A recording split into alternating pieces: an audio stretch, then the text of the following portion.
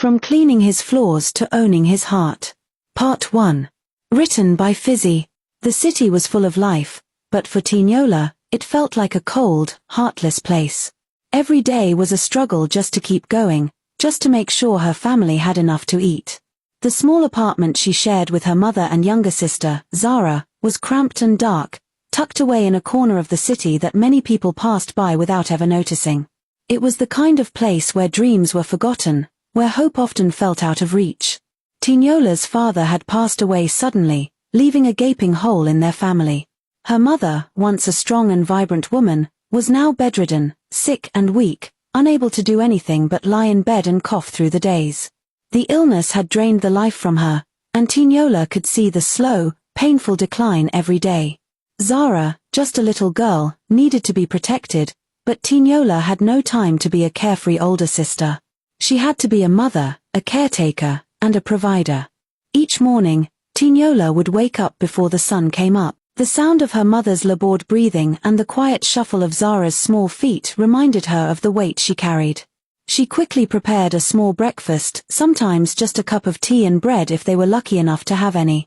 Then she would dress in whatever she could find, often old clothes that had seen better days, and leave the apartment as early as possible. Her first stop was the small cafe down the street. The owner, a grumpy man named Mr. Olumide, would grumble as he handed her the rag to wipe down tables and sweep the floors.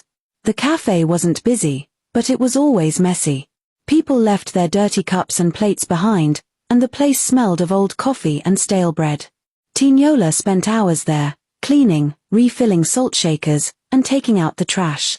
Mr. Olumide paid her little, but it was enough to cover some of the bills and buy a few groceries. After the cafe, she would walk to a nearby apartment building where she had a cleaning job. The building's tenants were rich, or at least appeared to be. The marble floors and shiny elevators felt like a world away from her own life. She spent hours scrubbing the floors and polishing the windows, her hands sore and her back aching. The tenants never even acknowledged her presence, walking past her as if she were invisible. But it didn't matter. She wasn't there for recognition. She was there for the money, to pay for the rent and to make sure her mother and sister had food. There were days when she would walk from one job to another, the weight of her responsibilities heavy on her shoulders.